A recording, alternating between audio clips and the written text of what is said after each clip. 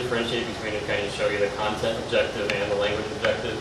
If we're talking about math, for example, the content objective might be something along the lines of students will be able to, or by the end of the period, be able to solve a word problem that has 2 steps or 2 processes, which is a good objective, but we take that objective and if we can rewrite it as a language objective, it's going to look a little differently. Students are going to write their own word problem and then give that to a partner, and they will solve it using this 2-step process. So here, we're still covering the content. The content's seen in the language objective, but now what we're doing is we're incorporating one of these domain focuses, writing specifically in this language objective, and saying, while we're working on the content and they're understanding the process of solving a word problem and the steps that that takes, we're also working on their writing ability by them writing a word problem of their own. And then if they share it and maybe discuss it, then we can add some of these other things to it as well, as maybe listening or reviewing or something too. So that's a difference. For history, another one would be, another one that I came up with would be content objective would be to describe 2 major challenges that the adventurers experienced during the gold rush. It's a pretty straightforward objective and it's measurable. Language objective, again, the content is seen inside the language objective, but also has a language development focus. Students read first-hand accounts of the gold rush and the pioneers, and then they share some of those struggles that they've seen in the account that they've read with a partner. So with this language objective, we're covering reading, we're covering speaking, we're covering listening, because you're going to be listening to your partner explain to you what they found as struggles from their document. So here it's, again, looking at both things. We have content as evidence in the objective as well as development. And if we add something like having the students write a summary at the end of what they've discussed, then we've actually touched all 4 domains.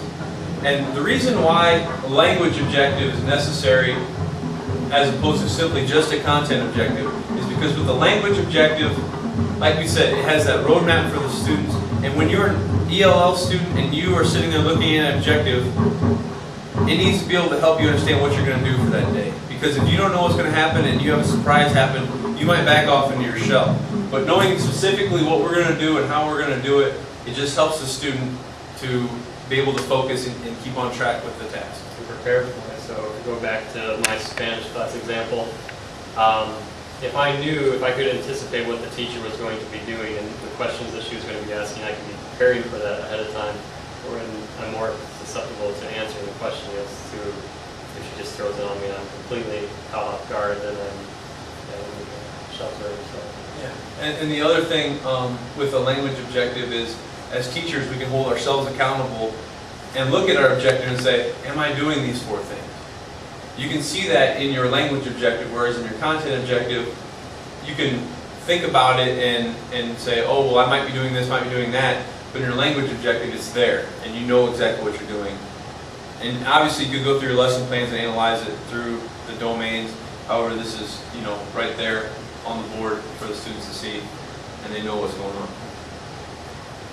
So the SIOP comes with, they've developed all these different instructional techniques and teaching strategies that help you engage the student with the content, but also develop their language ability in these non-threatening ways. And so we've given you a sheet that it's just kind of a quick reference guide to all of these strategies. And when we were in our 3-day training seminar, we went through most of these together in our group. This is what the page looks like here. So this one here is here to your right. So we'll just kind of browse through a couple of these real quick. And these are some of the ones that we'll try to highlight some of them that we talked about earlier today. But we went through, in those 3 days, like I said before, we went through most of these and used them in our training. And some of them you maybe already used, and some of them have been around a while. Yeah, for instance, I know you use the whiteboard responses, the very last one. That's a very good technique. One we found to be funny just because when we did it, my partner at the SIOP training with Laurel was the Martian walk. And what that was is you had to have a partner and you had a topic that you were discussing. And the Martian walk, you two discussed the topic, you knew your topic, and then you became one Martian like this. So Laurel was up to here on me. And so we were walking around the room, and what you would do is you would raise your hand if you weren't discussing it with anybody at the time. So then another group would raise their hand, you would walk together, we would give our side of the story, they would give their side of the story, and we would learn something from it. So we'd be walking around the room as Martians like this all day, raising our hand, and having a discussion. It was just some way to get the kids out of their seats, get them involved, and every student was engaged. Some other ones that throughout the day people have commented on that said they felt would be effective, the graffiti write. Now one thing great about the graffiti write is when we started talking about building their background. This is something you can do to build their background. If you have a topic that you are discussing, you can, what you do is you have a poster board or like a giant post-it note, and however many people are in the group, you split it into that many pieces, like as far as with marker, making different boxes for different people. And you ask them, you know, here's the topic.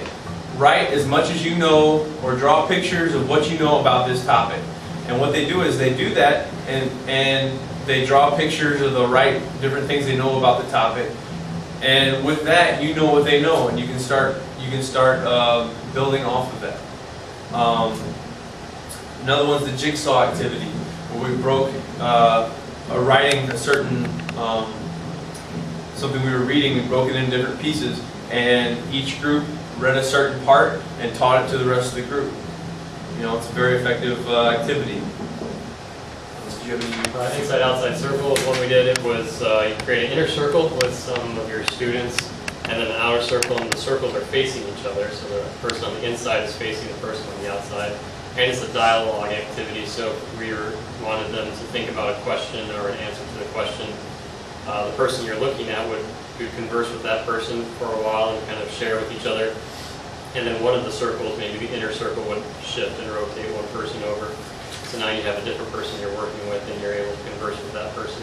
The nice thing about this and a lot of these other ones is that you as a teacher can walk around and listen and just kind of pop your head in here and there.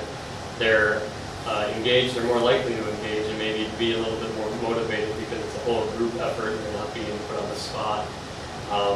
And everybody's involved in kind of doing their own thing, sharing their own thoughts. And just a cool activity that we tried and it seemed to be pretty good. So.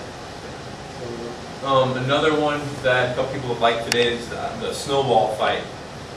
With winter coming up, it's kind of a winter themed activity. And what you do is you have students write a question on a piece of paper. Then they have a snowball fight in the classroom with the paper. When the teacher says stop, whatever piece of paper that's next to them, they pick it up, they open it up, and they answer the question. Kind of simple, it matters what students you have.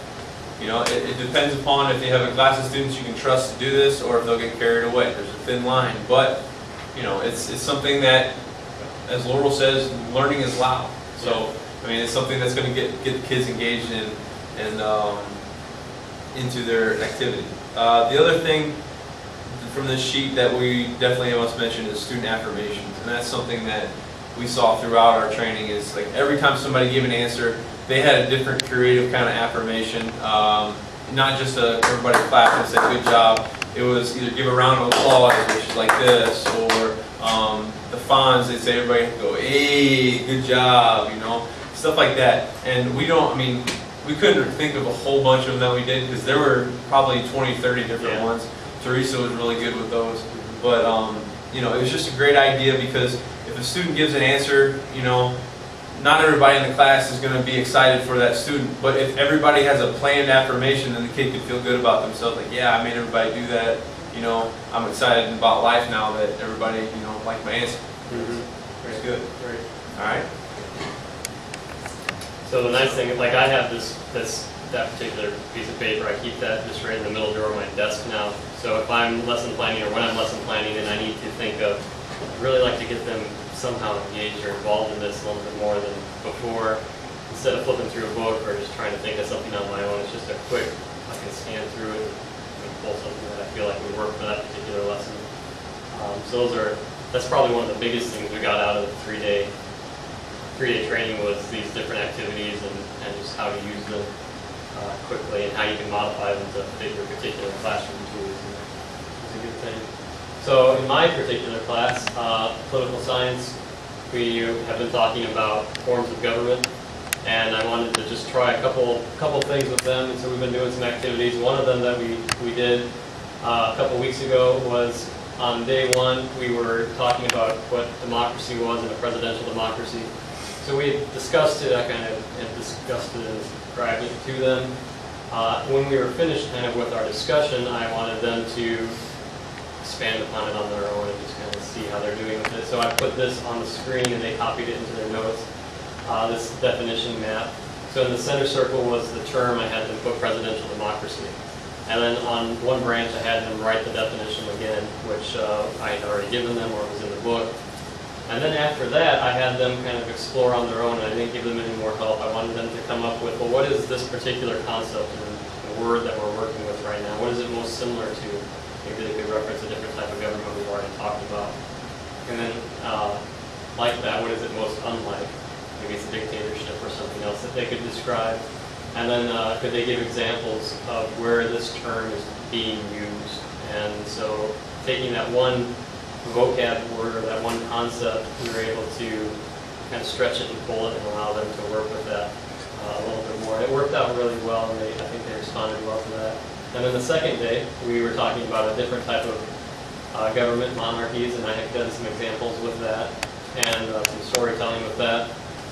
So at the end of discussing that, I had them do this think, pair, share, where I gave them a prompt and it was kind of guided and some questions that they needed to respond to, and I had them, okay, I said, get with your partners real quick, and then they were able to come together and speak about what they had written about that particular topic and comparing the types of governments and which ones were maybe the best type. And so those are just two easy activities that I've done in my classroom to try to incorporate a little bit more